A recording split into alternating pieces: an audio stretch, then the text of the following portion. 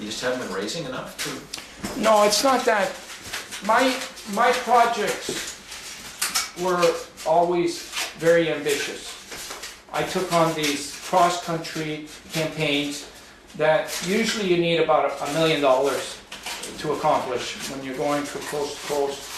And we just never were able to get that big corporate sponsor or that government grant to back us on each budget that we were producing, and it always ended up the same. Have you applied for government grants? Yes, we've applied many times.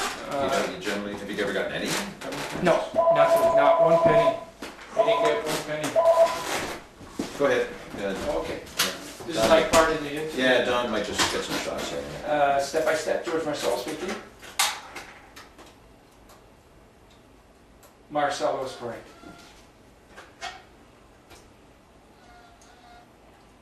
Oh, yes.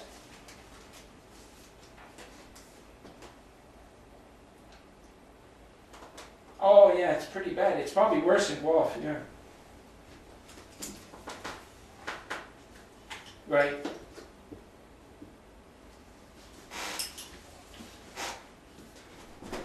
I could understand why you wouldn't go to the office today.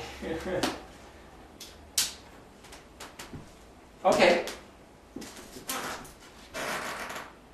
Okay, and what I did was I sent the email information to the email address I see on the Government of Canada website. You know, I think it is. It's whatever email you see under her profile. Yeah.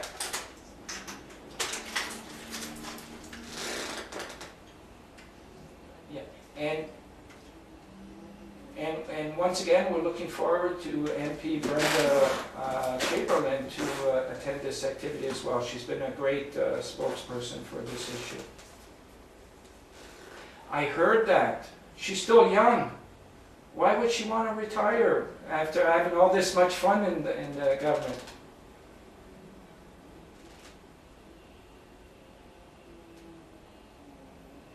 She's done a great job. I lived in the community of Guelph for a while, so she's been one of my favorites. Yeah, it'll be sad, but I'm sure she's got retirement in mind, and it's time to, you know, let it go. Okay. Great. Thank you. Okay, bye-bye. Sorry, Sean. No problem. I actually on the phone, if you want to see how much action I get, you'll hear calls from the Prime Minister, the Lieutenant Governor. If you want to just kind of, you know, with the Maybe phone afterwards, on. but. Yeah. So you never get government grants, you get some corporate sponsorship? Yeah, some, but very small in nature. Like, you know, we always got things like cars from Palladini. They gave us a vehicle to take out on the road. Masters Insurance would provide insurance for us. So our magic word was always pro bono. Okay. Yeah, it's like, instead of, you know, of course, having the funds, it'd be easier just to pay for these things. But we knew what we needed, and so we would just, whoever owned or could service, you know, we would try and pro bono it. That's basically how we've been surviving through all the campaigns. I don't know if we're gonna turn your heat down or if we open the window. No, I It could turn it down, get sorry. pretty no, it's okay. It could get pretty toasty in here. Yeah.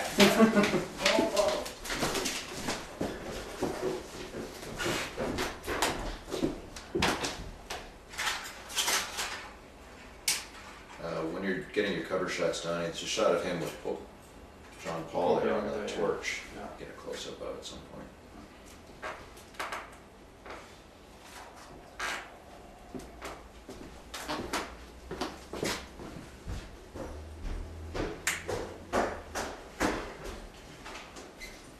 Should get better enough. If you want a window open. Yeah, maybe you might even. Well, you know what? I would leave it for now. Yeah, because okay, It it might be is pretty really toasty. whistling, so. Yeah. Okay. We'll start fanning them down a bit. Yeah. But it might be you that'll. It shouldn't take too long. I could handle them. Okay.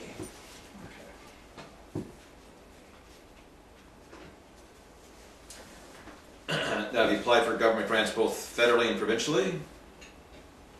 You said Yes, I can take you through a whole list of rejections. Oh. And this basically, we're doing this fundraising event, we're doing this awareness event for organ donation, this walk across country or wherever, to get some support. Yeah. There's always no. Yeah, in our sixth campaign, and we've become very well known from our previous campaigns, you know, and so now what we've done, we've constructed a campaign with a bit of a different kind of theme to it. We found out through our previous campaigns that students, when they get involved in our campaigns, seem to show the most passion and enthusiasm. So we thought, why not put together students from coast to coast that would each become a champion, an ambassador, so to speak, for their own city, and give them the role of speaking to the media. And we found this out especially after doing Christopher's Wish, the young 14-year-old boy that needed the transplant. Now, are these kids who got transplants themselves? Or No. just Well, kids who are interested in the subject? Yeah, more or less. Because what we've done, we let the school decide how and which way they were going to choose the students. Like, we didn't interfere in the process. And they each used a different system in choosing the students. Some have a direct relationship. And then we got to think, do we always want to use someone that, you know, because the whole idea is going out of the box here. We have to reach the rest of the country. Right. They have to understand how this relates to everybody. Just to make sure that thing's on, huh? Yeah. Okay. You can probably set that down They're going behind in you lap. in the chair there. I won't even see it on your lap, so. Or in your pocket, that's fine too. And, right here. So George, find a nice comfortable stance there. Yeah, try not to do too much of this, or you'll speak to me, it's supposed to be. I keep forgetting, because I keep hearing different things, do you prefer Marcello or Marcello? I always thought it was Marcello. It is Marcello, you're right. You usually answer the phone Yeah, Marcello. and it doesn't really matter, but if my Which do you prefer? Marcello. Okay. And George, if you want to scoot your chair like an inch to the right, then we'll be good. Actually, Yeah, switch sure, the you'll- chair. that's good right there. Actually, back to your left a tiny bit. There you go. Keep coming a bit more. There you go. Good. George. All set, John. Okay. Well, George, how did you get into a position where all this work has got you on the verge of losing your house? Well, I didn't want it to be this way. After we finished our fifth campaign, the European tour, you know, where I went to Europe and I got sick and needed another liver transplant in 2005. I was actually, during that time,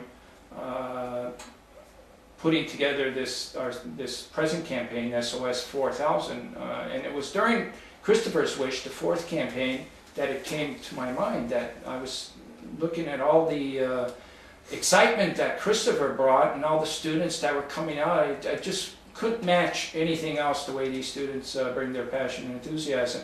So already the wheels were spinning putting together SOS4000 during 2004. I was going to construct hundreds of students that would become student torch champions, just like Chris carrying the torch. It would be like 200 Chris's. And so shortly after I got sick, and thank God I received another liver transplant in 2005, as soon as I could rebound off that hospital to get to work on SOS, I started. And the first thing we did was we started pursuing our budget. I knew what these things cost when I do these things, and I was looking at least $1 million to put together a year-long campaign with 200 cities and all these kids and schools and everybody else involved. So, yes, we did go to many places to ask for funds to try and meet this budget, and got rejected on all of them. And you know, I never thought in a million years that it would have to come down to mortgaging my house in order to meet the expenses to accomplish this. But I had no other alternative, and that's in order to have done this, that's what I had to do. You took a second mortgage on your house. I took actually I already had a second mortgage from a previous loan for the previous campaigns. This is a third mortgage and final mortgage. It's depleted.